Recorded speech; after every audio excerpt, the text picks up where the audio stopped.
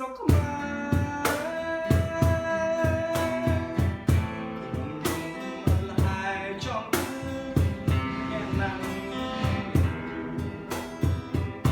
វាអើយឆាប់លឺស្រឡាញ់ឲ្យខ្ញុំសំទះ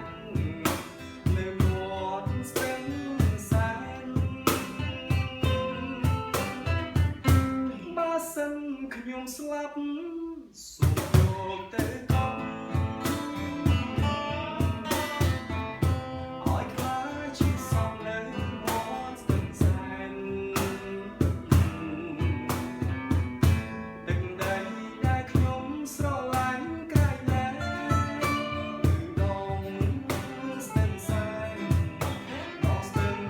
សែនទឹកដីដែលខ្ញុំស្រឡាញ់ក្រៃលែងគឺដងស្ទឹងសែនខ្មែរអើ